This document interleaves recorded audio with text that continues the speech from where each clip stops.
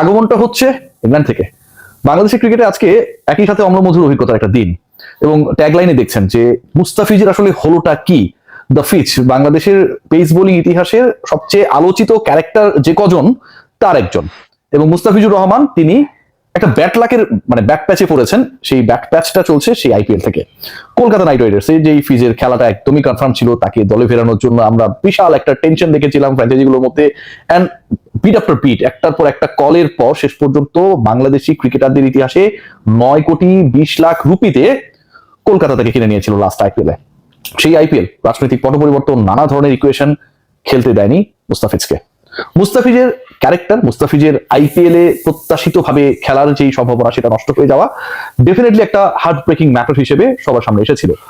এরপরে যে আলোচনাটা আসে মানে ডিউরিং দ্যাট আইপিএলটা যখন শেষ হয়ে যাচ্ছিল, আপনারা সবাই জানেন যে আইপিএল 2-3 মাস আগেই শেষ হয়েছে, মুস্তাফিজের সামনে ওপেন হয়ে গেল দ্য 100 খেলার সুযোগ।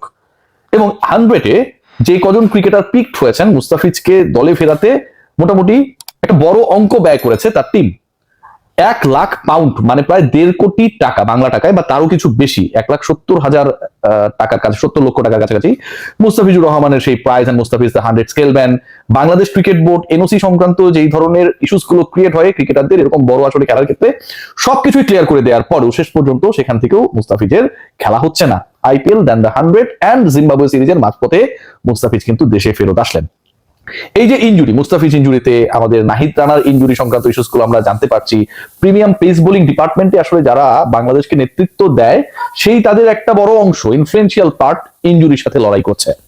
মুস্তাফিজের আসলে হয়েছেটা কি, মানে খেয়াল করে দেখবেন যে যেই ফিজের আইপিএল খেলার কথা খেলতে পারলেন না, যে 100-এ 100% চান্স টু প্লে সেটাও তিনি খেলতে পারলেন না। দেশে এসে রিহ্যাব করছেন, শুরুতে জানানো হয়েছিল 4 উইকসের মতো লাগবে তার রিহ্যাবে, এবং শেষ পর্যন্ত ওই সময়টা ওই স্টেটমেন্টটা পাওয়ার পরে বাংলাদেশ ক্রিকেট বোর্ডের পক্ষ থেকে 100 কর্তৃপক্ষ জানিয়েছিল যে we will wait till his recovery, আমরা তার জন্য ওয়েট করব, এবং তিনি যেই সূচিতে ইংল্যান্ডে যাওয়ার কথা সেই সময়ই তিনি যাবেন। বাট এখন জানানো হচ্ছে আসলে তার রিপ্লেসমেন্টটাও নেওয়া হয়ে যাচ্ছে। So it's a very very bad news for Bangladesh cricket and Fizz as well. Good নিউজের যে পার্টটা আমরা অনেক আলোচনা করি, টু বি ভেরি অনেস্ট, যে সেই আলোচনায় মানে ক্রিকেট কেন্দ্রিক আলোচনায় তামিম ইকবাল খানকে যত বেশি গালিগালাজ করা যায় আমার কাছে মনে হয় আলোচনাটা অনেক বেশি তাৎপর্যপূর্ণ, মহত্বপূর্ণ হয়ে ওঠে। বাট অ্যাশেজ মানে টেস্ট সিরিজের ক্ষেত্রে আমরা সবচেয়ে বেশি প্রেস্টিজিয়াস যে টুর্নামেন্টটাকে বা সিরিজটাকে আমরা বিবেচনা করি, সেই অ্যাশেজে ইংল্যান্ড নামার আগে they want to be prepared playing with Bangladesh. It's not like that this decision has made 6 months ago, তা কিন্তু না। আমরা মোটামুটি গত মাসে একটা আবহ পেয়েছিলাম যে বাংলাদেশের ইংল্যান্ডে গিয়ে অবশেষে 17 বছর পর টেস্ট খেলার একটা অপরচুনিটি হচ্ছে, এবং এই যে 17 বছর পর বাংলাদেশ টেস্ট খেলবে, that time we were confused that Bangladesh আসলে কোথায় খেলবে, মানে কোন ভেন্যুতে খেলবে। All actually expect that Lord's, ক্রিকেটের মক্কা, বাংলাদেশের মানে হয়ে নিজের প্রথম লর্ডস টেস্টে এবং বাংলাদেশের সবশেষ লর্ডস টেস্টে সেঞ্চুরি হাঁকিয়ে যেটাকে অবিস্মরণীয় করে রেখেছেন বর্তমান প্রেসিডেন্ট তামিম ইকবাল খান। সেই লর্ডসে ইংল্যান্ডের প্রস্তুতিমূলক সেই টেস্ট বিফোর দ্য অ্যাশেজ খেলার জন্য মোটামুটি একটা দীর্ঘ সিরিয়াল ছিল। অনেকগুলো countries they were trying to be দেয়ার।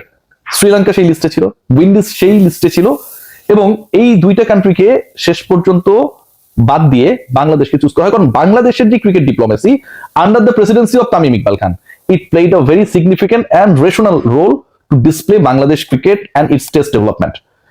সেই ডেটটা ফাইনালাইজ হয়েছে মে মাসের লাস্ট থেকে জুনের ফার্স্ট পর্যন্ত ওয়ান অফ টেস্ট চলবে, এবং যতটুকু জানা যাচ্ছে যে বাংলাদেশ দল ওই একই সময়টায় শর্টার ভার্সনের মুখোমুখি হবে। শর্টার ভার্সনে কার সাথে খেলবে দ্যাট ইজ এ কোয়েশ্চেন। এবং যতটুকু আমরা জানি যে আপনারা সবাই জানেন যে আইরিশদের এগেইনস্টে বাংলাদেশের একটা শিডিউল ট্যুর ছিল, বাংলাদেশে যাওয়ার কথা ছিল আয়ারল্যান্ডে, এবং সেই আয়ারল্যান্ডের বিপক্ষে বাংলাদেশের সবশেষ ট্যুরও কিন্তু আসলে আয়ারল্যান্ডে হয়নি, চেমসফোর্ড ইংল্যান্ডে, লন্ডনের কাছাকাছি সেখানটায় হয়েছিল। সো এগেইন বাংলাদেশ দল after that the one and only test against England, যেটা লর্ডসে বাংলাদেশ খেলবে 28 মে থেকে শুরু হবে, তারপরে বাংলাদেশ দল they are going to play shorter version cricket against Ireland, যেমনটা এখন পর্যন্ত শোনা যাচ্ছে। যে ট্যুরটা বাংলাদেশের শিডিউল ছিল প্রিভিয়াসলি সেটাকে পিছিয়ে দেওয়া হয়, 2027-এ করা হয়, এবং 27-এ সেই ট্যুরটাতেই বাংলাদেশ যাবার অপেক্ষায় রয়েছে। সো আলটিমেটলি আমার কাছে মনে হয় বাংলাদেশের ক্রিকেটের জন্য একটা বড় অর্জন, মানে বাংলাদেশে একটা প্রজন্মই ইংল্যান্ডে কখনো গেল না। গত 17 বছর ধরে যাদের অভিষেক হয়েছে তাদের কেউই ইংল্যান্ডের মাটিতে টেস্ট খেলার সেই অপরচুনিটি বা সৌভাগ্যবান হতে পারে না। শেষ পর্যন্ত সেই সৌভাগ্যটা হচ্ছে, আপনি যে যাই বলেন না কেন, you are going to play a test against England in the Lord's, এটাকে আপনাকে বড় করে দেখতে হবে। সো ওই সাকসেসটাকে আমরা যেন সেলিব্রেট করি এবং আমরা যেন এটার জন্য প্রপারলি প্রিপেয়ার্ড হই। আমার কাছে মনে হয় যে বাংলাদেশ একটা long time they are going to travel Australia for 2 test, এটা যেমন একটা বড় ব্যাপার।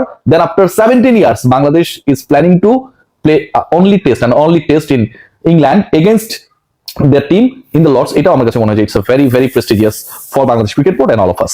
সো মুস্তাফিজের ব্যাপারটা আসলে কনফিউজিং। মুস্তাফিজের 100 খেলা হচ্ছে না, রিপ্লেসমেন্ট ক্রিকেটারের নামও হয়তো আমরা আজকের মধ্যেই জেনে দিতে পারি, কারণ এখন ইংল্যান্ডে আসলে খুব বেশিক্ষণ বাজেও নি, বেলা 4টা-5টা বাজে। আর একই সাথে তার আইপিএল এর পরে 100 খেলতে না পারাটা এটা একটা সেটব্যাক, বাট মুস্তাফিজের রিকভার হওয়াটা is very much important and Bangladesh cricket বোর্ডকে থ্যাঙ্কস যে তারা they are capable to manage ECB for hosting Bangladesh for the single test. এটা ডেফিনেটলি এটা অনেক অনেক অনেক বড় অর্জন। সবাই ভালো থাকবেন, টেক গ্রেট কেয়ার।